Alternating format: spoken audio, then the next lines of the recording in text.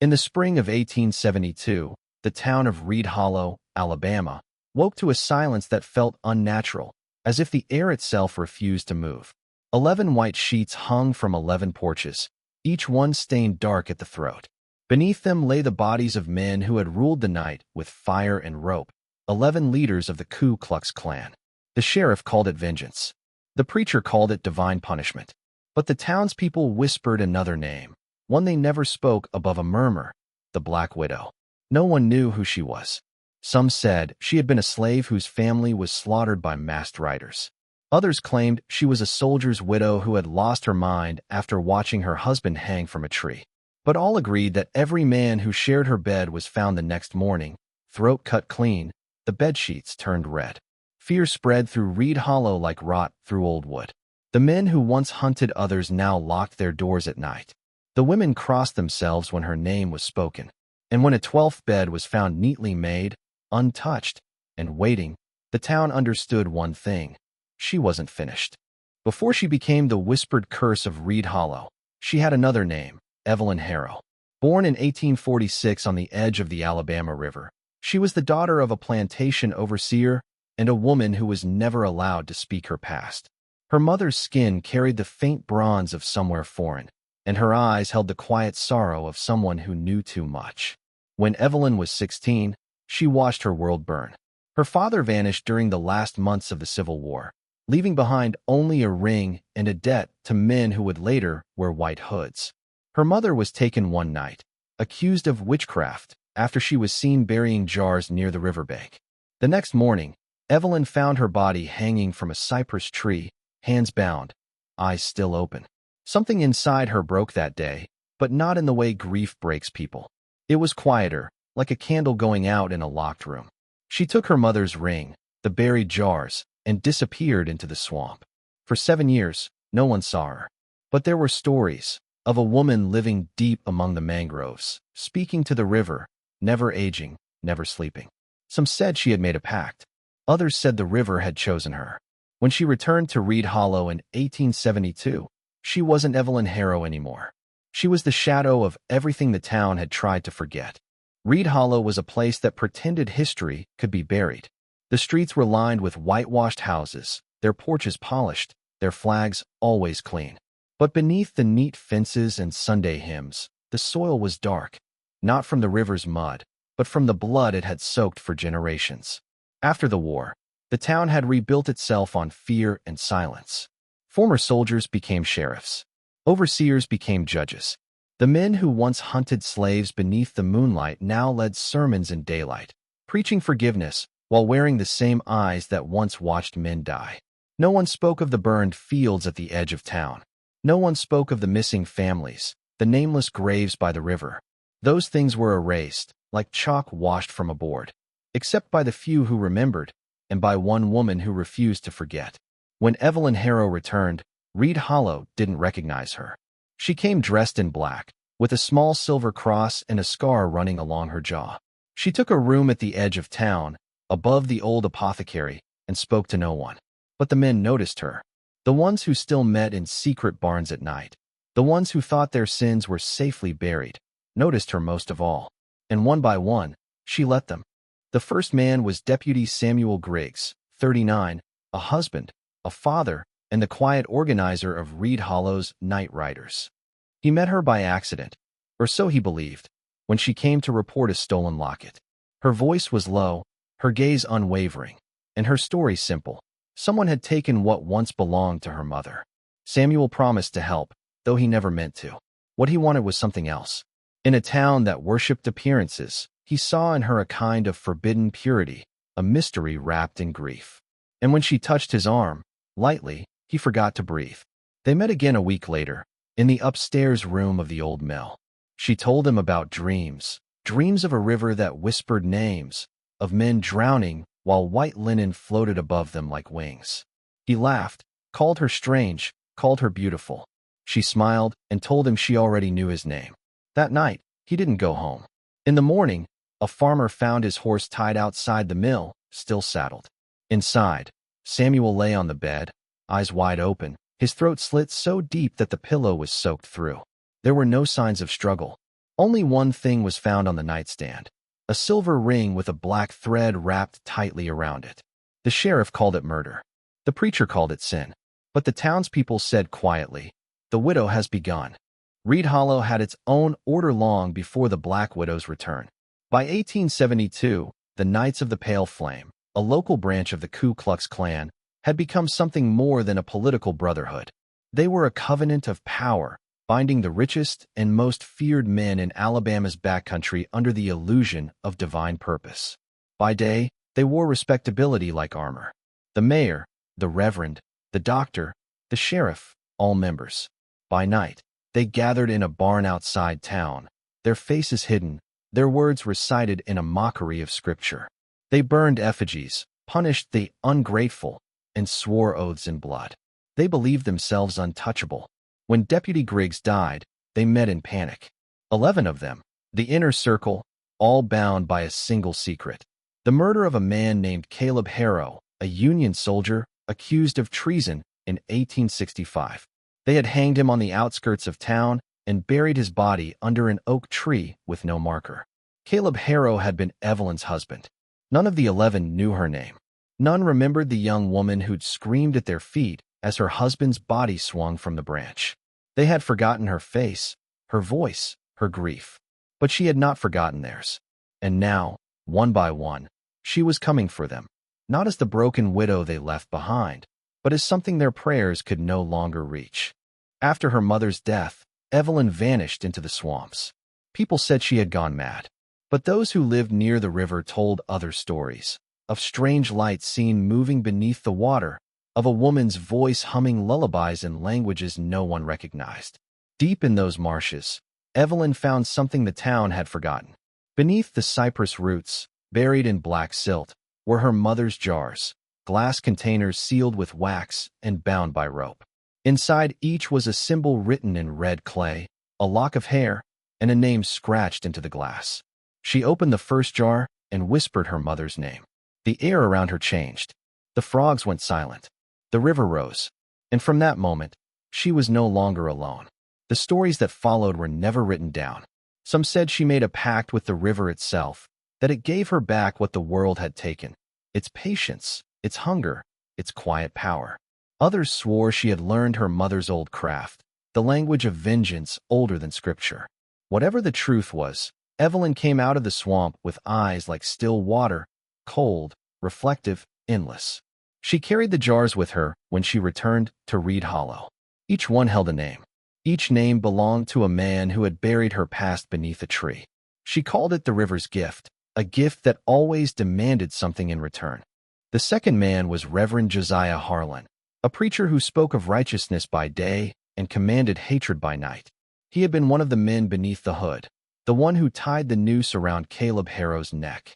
When Evelyn returned to town, he was the first to greet her in church, smiling with the practiced warmth of a man who believed his sins had long since been buried beneath holy words.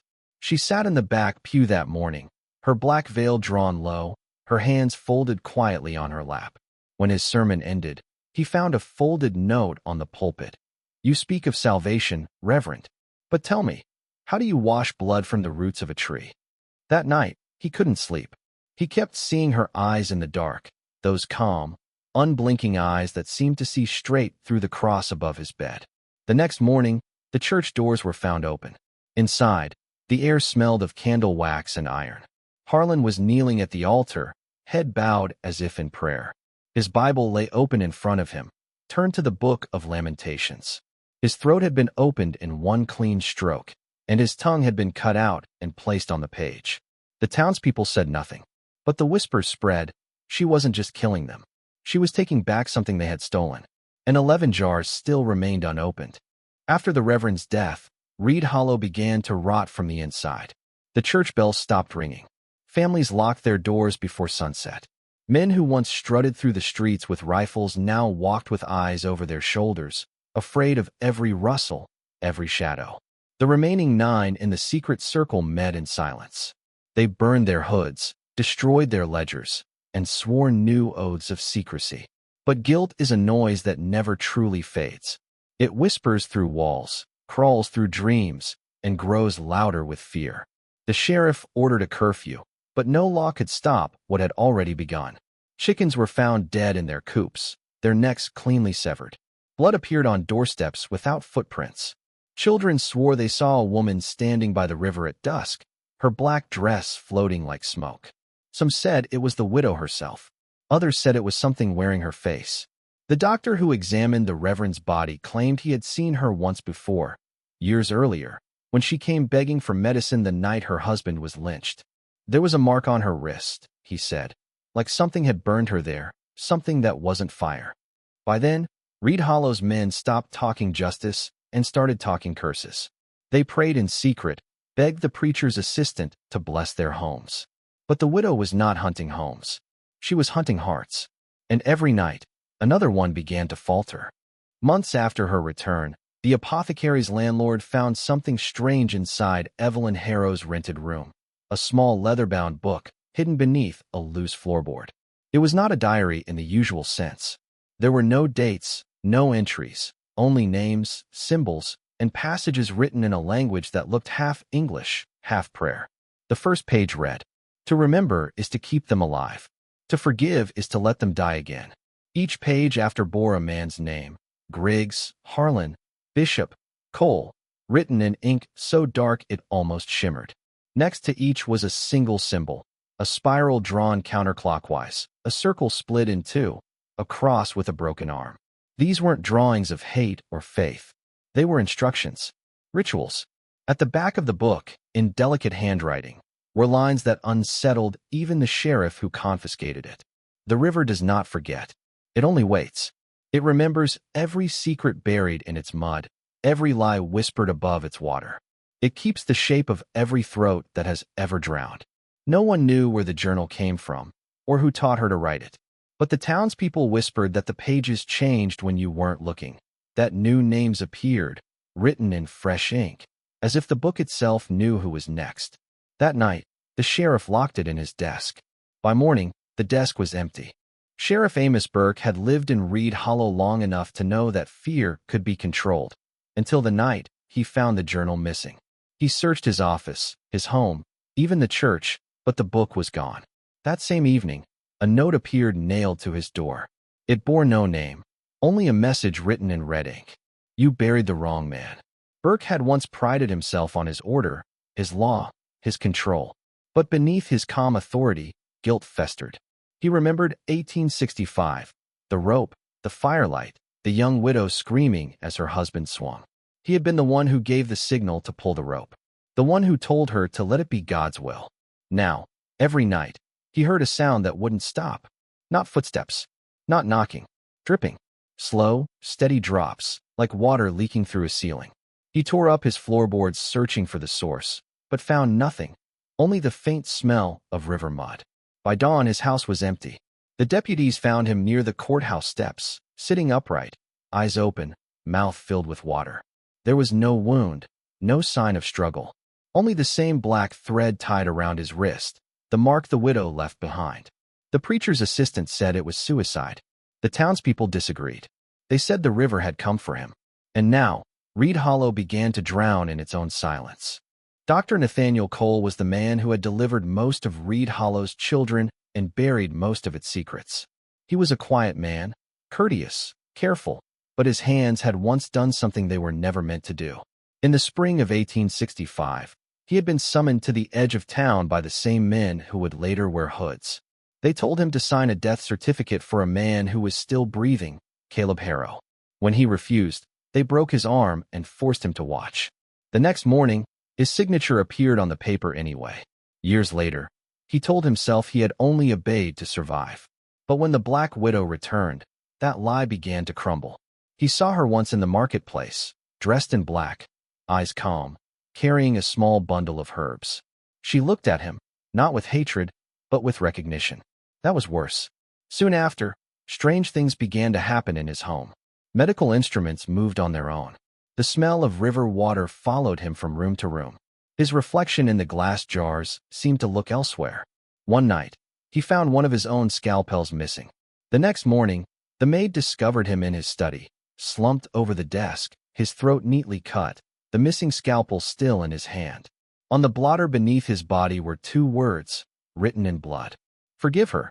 The townspeople wondered which her he meant, the widow or himself. By autumn of 1872, Reed Hollow had become a ghost of itself. Shops closed early, shutters stayed nailed, and the church pews grew emptier each Sunday. The townspeople whispered prayers they no longer believed, clutching rosaries and rifles alike. The deaths were no longer seen as coincidences or curses. They were judgments. But from whom? God, the devil, or the woman they had wronged? No one could agree. All they knew was that the river never stopped whispering, and every night its voice seemed closer. Men accused one another. Friends turned to enemies. The widow's name became a curse no one dared to speak after dark.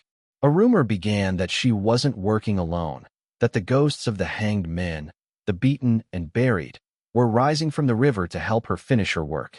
The mayor ordered patrols, but no one volunteered. The few who did vanished before sunrise, their footprints leading toward the cypress swamps and ending in the water. Soon, fear began to eat its own. Wives poisoned husbands out of suspicion. Neighbors reported each other for witchcraft. A woman was beaten for having a scar on her wrist. Reed Hollow had once been proud of its order, its piety, its purity. Now, the town was devouring itself, one lie at a time. And through it all, Evelyn Harrow watched in silence from her upstairs window, the same calm, unblinking gaze as the river at night. The next name in Evelyn's hidden journal belonged to Silas Vance, son of Colonel Abram Vance, the man who had financed the secret order after the war. Silas was young, charming, and arrogant, the kind of man who thought the world owed him something simply for surviving it. He inherited his father's estate, his wealth, and his quiet hatred. He'd been only a boy the night Caleb Harrow was hanged, but he had carried the torch that lit the tree. It was a story he told proudly in whispered company, a family legacy of loyalty and strength. That pride curdled the night he met her. She came to him under the name Mrs. Ellis, saying she wished to sell herbs for medicine. He invited her in, smirking, already deciding what he'd do. But the moment she stepped through the door, the air changed, cold, thick, electric. He poured her a drink, but his hands trembled. She never touched hers. Later, his servants said they heard him laughing in his study, talking to someone who never answered. The next morning, the room was locked from the inside. When they broke it open, they found him slumped in the chair, his throat cut so deeply it looked like a second smile. The whiskey glass was still full. On the wall behind him, written in something dark and wet, were 4 words. The sons are guilty. And outside, the river swelled again. As the bodies multiplied, the town realized something no one wanted to say aloud. She wasn't hiding. She was waiting. And when the autumn rains came, Evelyn Harrow walked back to the river that had once taken everything from her. Those who saw her that night said she moved like she was following music only she could hear. Her black dress dragged through the mud. Her hands carried something wrapped in linen, and her bare feet left no prints. She walked straight into the water until it reached her waist, then knelt as if in prayer. By morning, she was gone. But on the riverbank, 11 small jars were found arranged in a circle. Each jar was filled with water, so dark it looked like ink. In the center of the circle was her mother's silver ring, still bound by that same black thread. The sheriff's replacement, a frightened young man named Poe, ordered the jars destroyed. But when one was dropped, the water inside hissed like oil on fire and vanished into the soil. That night, the 12th jar appeared at the apothecary, placed gently on Evelyn's windowsill. Inside was a name, Reed Hollow. The message was clear. The final offering wasn't meant for a man. It was meant for the town itself, for every lie, every silence, every prayer uttered to cover the sound of a rope tightening. And the river was ready to collect. On the night of November 12, 1872, the river broke its banks for the first time in 40 years. Rain fell in sheets so heavy it erased the horizon, and the Alabama sky turned the color of iron. The townspeople woke to the sound of rushing water and the church bell ringing without a hand to pull it. The flood came from the north, swallowing fields, barns, and fences. But as the current reached Reed Hollow, it slowed, as if something unseen was guiding it. It moved down the main street like a living thing, avoiding some houses, devouring others. At dawn, the water stilled. Those who dared to look out saw something that would haunt them forever. 11 white shapes floating gently in the current, each wrapped in a bedsheet, faces pale and still. The last of the Knights of the Pale Flame had been found. Some claim they saw Evelyn walking through the water, her dress rippling like smoke, her hands outstretched toward the bodies. Others swore she vanished when the church steeple collapsed, her veil sinking into the dark flood like a shadow returning home. When the river finally receded 3 days later, the land was scarred. Crops ruined. Homes gutted. The apothecary where she'd lived stood empty, its windows shattered, and written across the wall in streaks of mud was one sentence. The river remembers. No one ever saw her again, but Reed Hollow never stopped hearing her. When the floodwaters finally drained away, Reed Hollow was no longer a town. It was a wound that refused to close. Half its people were gone, swept into the river or vanished without trace. The courthouse collapsed, the church bell cracked, and the fields turned to black mud. Only the dead remained certain. Those who survived refused to speak her name. They buried the drowned in unmarked graves on the hill, but when morning came, the graves had sunken in, as if the ground itself rejected them. The preacher's assistant fled town. The blacksmith's wife went blind. Children were born still and silent for months afterward. In the center of what was once Main Street, a single jar was found, half buried in the silt. Inside it was a page from Evelyn Harrow's journal, miraculously dry. On it were written just 5 words. The river keeps its promises. Within a year, Reed Hollow was abandoned. Maps were redrawn, roads rerouted, and the name of the town slowly erased from county records. Travelers passing through spoke of strange lights seen over the old riverbed, and of voices humming when the night was quiet. Some said the river had claimed what was owed. Others believed it was still hungry. And deep beneath the cypress roots, where the current slows and the mud grows black, they say 11 jars still rest, sealed, waiting, patient as the woman who placed them there. Nearly 50 years after the flood, November 1921, a young journalist named Clara Hensley arrived in what remained of Reed Hollow.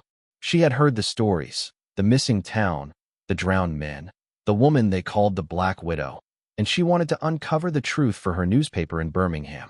When she reached the site, there was little left but ruins and whispers. The streets were gone, swallowed by forest. The air smelled faintly of iron and wet moss. Locals in the nearby county warned her not to go near the old riverbed, claiming it didn't flow right. She went anyway. Clara carried a notebook and a camera. She camped near the cypress trees, documenting what she found: remnants of a church steeple, fragments of porcelain, a cracked apothecary sign. Then, one evening, while walking by the waterline, she noticed something glinting beneath the mud, a small glass jar, perfectly sealed. Inside was dark liquid and what looked like a folded piece of paper. Against every instinct, she opened it. The smell was overwhelming: mud, rot, and something faintly metallic. On the paper, in faded ink, were 2 words written in an elegant hand: "Welcome back." That night, Clara wrote frantically in her journal, describing voices outside her tent and the sound of dripping water, though the river was still. Her last entry ended abruptly mid-sentence. "She's standing." In the morning, her campsite was empty. The only thing found was her camera, half submerged in the shallows. The final photo showed a woman in black, standing where the river bends. When Clara Hensley's belongings were recovered, her camera was sent to the Birmingham Gazette office. The film roll inside was water-damaged, but still usable. The editor, curious and skeptical, sent it for development. What appeared in those photographs changed the course of the investigation and the sanity of everyone who saw them. The first few images were expected: old ruins, the riverbank, trees twisted by time. But as the sequence continued, something else appeared. In the background of nearly every frame was a faint silhouette, a woman in a long black dress, standing just at the edge of the frame. She was always facing the camera, though her face was never clear. In the final 3 photographs, she was closer. In one, she stood knee-deep in the river, hands clasped. In the next, her head was slightly tilted, eyes like dark voids where light refused to stay. The last photograph was different. The image was fractured, warped, but through the distortion, the editors could see a reflection in the water. It wasn't Clara's face staring back. It was the widow's. The negatives were sent for further study, but the lab caught fire the same night. The flames spread unnaturally fast, consuming everything. Only one photo survived, the final one, and even that image seemed to fade over time, the woman's outline dissolving into the paper until nothing remained. Clara Hensley was declared missing. Reed Hollow was officially labeled a restricted flood zone, but the photograph still dripped with moisture that no one could explain. By 1937, Reed Hollow was little more than a superstition on old maps, a blank stretch of swamp avoided by hunters and surveyors alike. But that year, engineers began work on a new levee along the Alabama River. They called it Progress. The locals called it a mistake. When the machines arrived, the ground resisted.